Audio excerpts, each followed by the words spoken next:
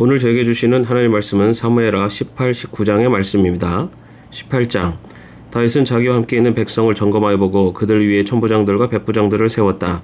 다윗은 또 모든 백성을 세 때로 나눈 뒤에 3분의 1은 요압에게 맡기고 또 3분의 1은 수리아의 아들이며 요압의 동생인 아비새에게 맡기고 나머지 3분의 1은 가드 사람 이때에게 맡겼다. 그런 다음에 왕이 온 백성에게 자기도 그들과 함께 싸움터로 나가겠다고 선언하니 온 백성이 외쳤다. 임금님께서 나가시면 안 됩니다. 우리가 도망을 친다 하여도 그들이 우리에게는 마음을 두지 않을 것이며 우리가 절반이나 죽는다 하여도 그들은 우리에게 마음을 두지 않을 것입니다. 임금님은 우리들 10,000명과 다름이 없으십니다.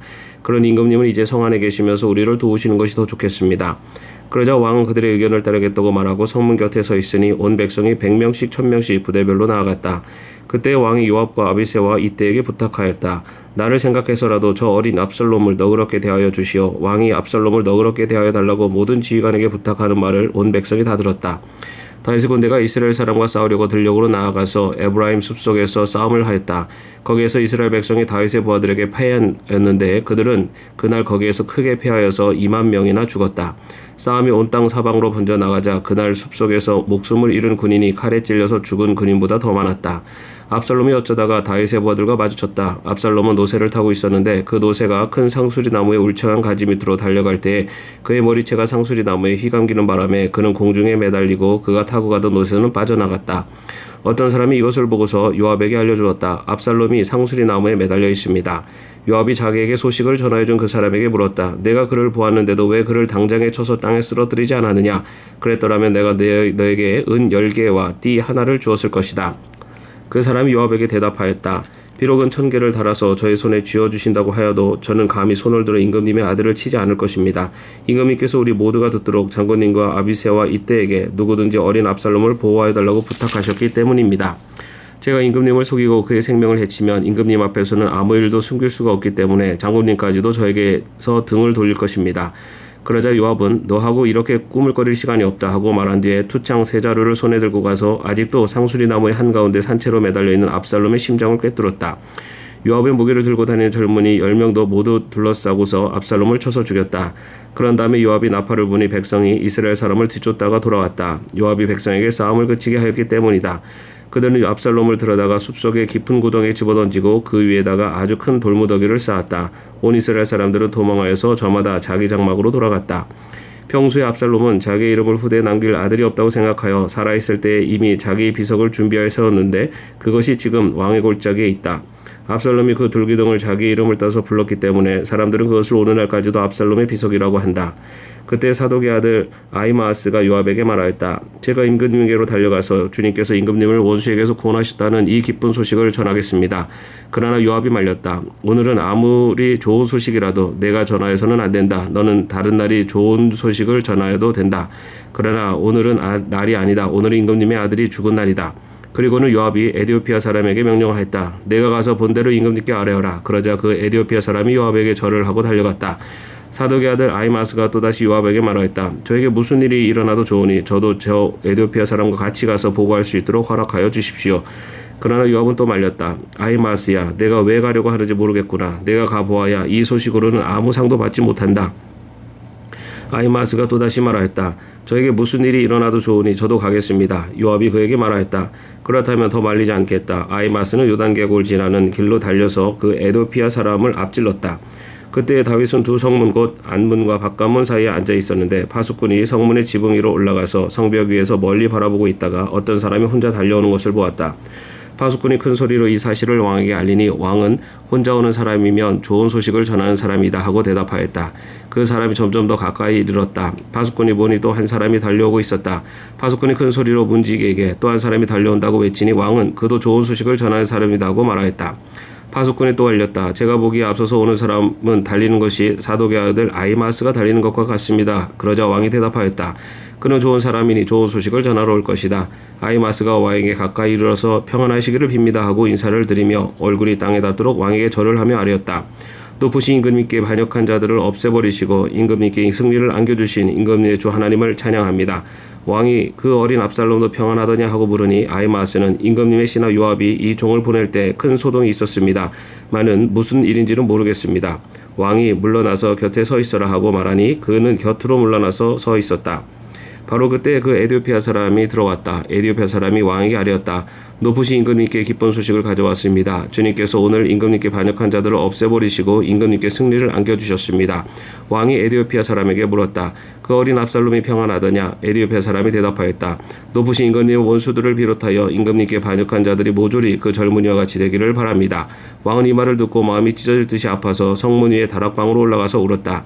그는 올라갈 때 내 아들 압살롬아, 내 아들아, 내 아들 압살롬아, 너 대신에 차라리 내가 죽을 것을 압살롬아, 내 아들아, 내 아들아 하고 울부짖었다. 19장 왕이 목나 울면서 압살롬의 죽음을 슬퍼하고 있다는 소문이 요압에게 전해졌다. 그래서 모든 군인에게도 그날의 승리가 슬픔으로 바뀌었다.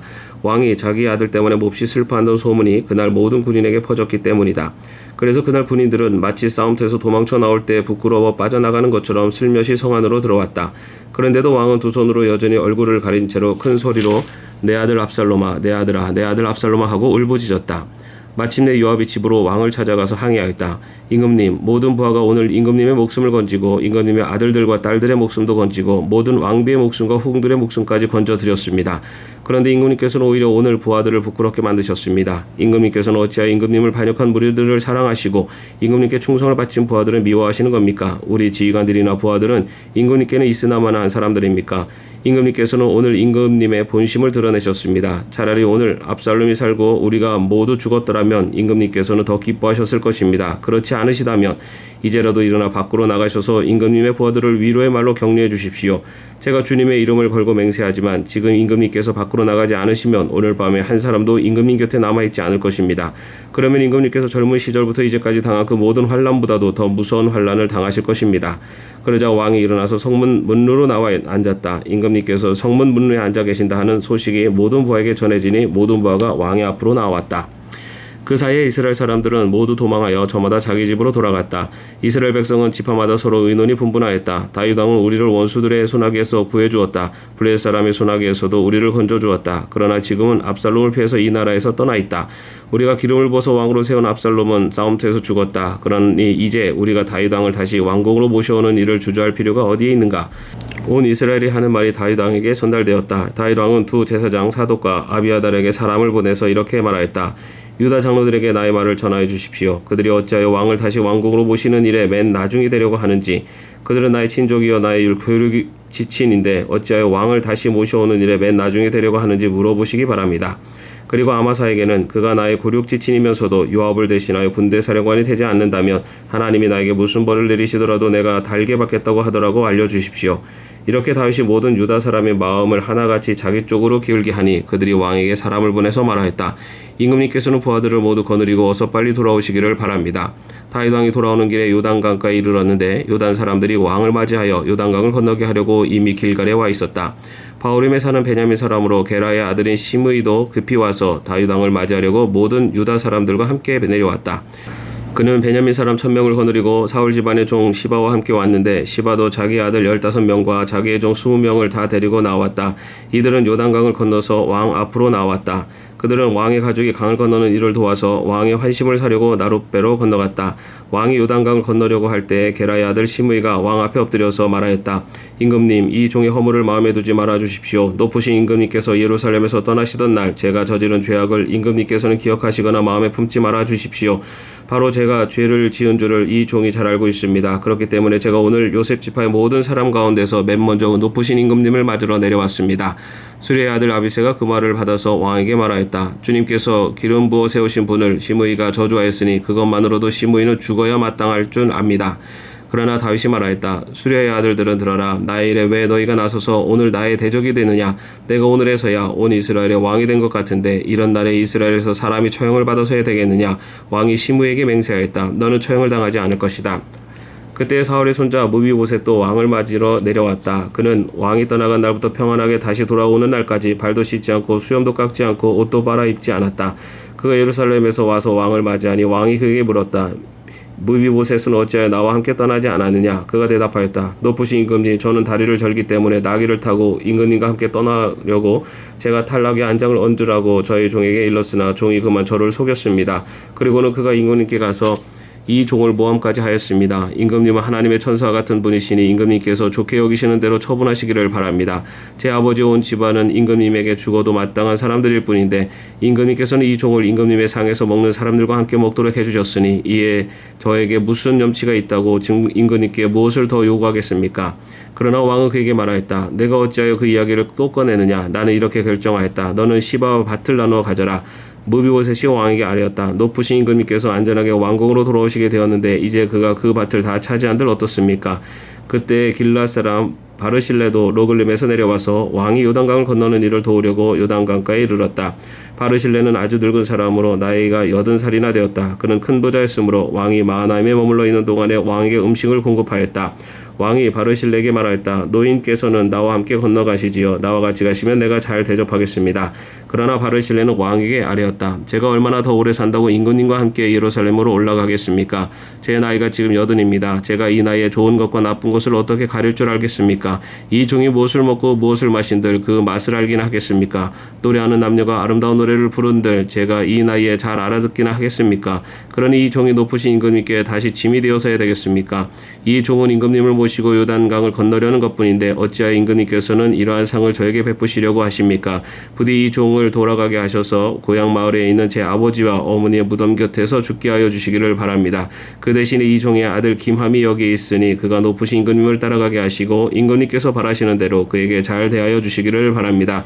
그러자 왕이 약속하였다. 물론 내가 김함을 데리고 가겠소. 그리고 노인께서 보시기에 만족하도록 내가 그에게 잘 대하여 주겠소. 또 나에게 특별히 부탁한 것은 무엇이든지 내가 다 이루어드리겠소. 드디어 온 백성이 요단강을 건넜고 왕도 건너갔다. 왕이 바르실레에게 입을 맞추고 복을 빌어주니 바르실레가 자기의 고장으로 돌아갔다. 왕이 길갈로 건너갈 때 김함도 왕을 따라서 건너갔다. 온 유다 백성과 이스라엘 백성의 절반이나 왕을 따라서 요단강을 건너갔다. 그런데 갑자기 온 이스라엘 사람이 왕에게 몰려와서 이렇게 말하였다. 어찌하여 우리의 형제인 유다 사람들이 우리와 의논도 없이 임금님을 몰래 빼돌려 임금님과 임금님의 가족과 다윗 왕의 모든 신하를 모시고 건넜습니까? 그러자 온 유다 사람이 이스라엘 사람에게 대답하였다. 우리가 임금님과 더 가깝기 때문이다. 너희가 이런 일로 그에게 그렇게 화를 낼 이유가 무엇이냐? 우리가 임금님께 조금이라도 얻어 먹은 것이 있느냐? 임금님이 우리에게 조금이라도 주신 것이 있어서 그러는 줄 아느냐? 그러나 이스라엘 사람은 유다 사람에게 이렇게 말하였다. 우리는 임금님께 요구할 권리가 너희보다 10갑절이나 더 있다. 그런데 어찌하여 너희는 우리를 무시하였느냐? 높으신 임금님을 우리가 다시 모셔와야 되겠다고 맨 먼저 말한 사람이 바로 우리가 아니었느냐? 그래도 유다 사람의 말이 이스라엘 사람의 말보다 더 강경하였다. 아멘. 오늘도 평안한 하루 되시기를 바랍니다.